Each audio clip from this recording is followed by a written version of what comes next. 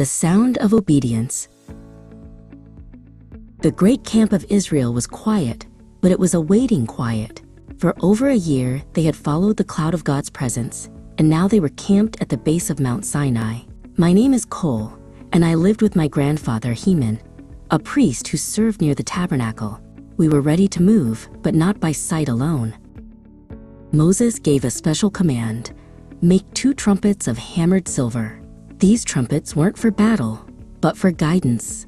They were the voice of God's direction, the sound of obedience. Only the priests, the sons of Aaron, were allowed to blow them.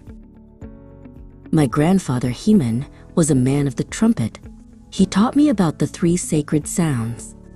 A single steady blast, he whispered, calls all the leaders of Israel to the tabernacle to meet with Moses, a sound of assembly and council. But a broken, jarring series of short blasts, he explained, his eyes sharp with purpose. That is the call to move. It's the sound for the eastern side of the camp to lift their flags and begin the journey first. That was the massive tribe of Judah, the very first to march. When the eastern tribes were marching out, a second broken blast would signal the southern tribes to follow. It was a perfectly timed, precise plan from God, making sure that order, not chaos, led the way through the dangerous desert. Each signal had a purpose. Cole watched the magnificent cloud resting on the tabernacle. It was the visual sign of God's presence, telling them to be ready. But it was the sound that gave the final, undeniable command for action, telling them when to step forward. Then, one midday, it happened. The cloud lifted, rolling up and moving slowly toward the unknown desert ahead. A profound hush fell over the million people. Every heart pounded, waiting for the sound that would shake the dust and call them to action.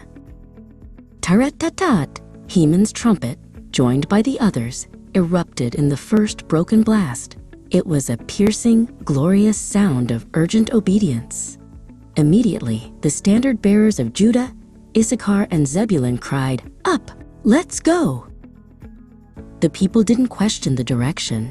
They didn't grumble about taking down their homes in the heat. They only knew the sound of obedience was a command from God Himself. They knew that following the sound meant following God's perfect, immediate plan. The trumpets continued to call them forward, one blast for one tribe after another. The lesson of the trumpet blast is this: God has a perfect plan, and He gives us clear direction. Obedience is simply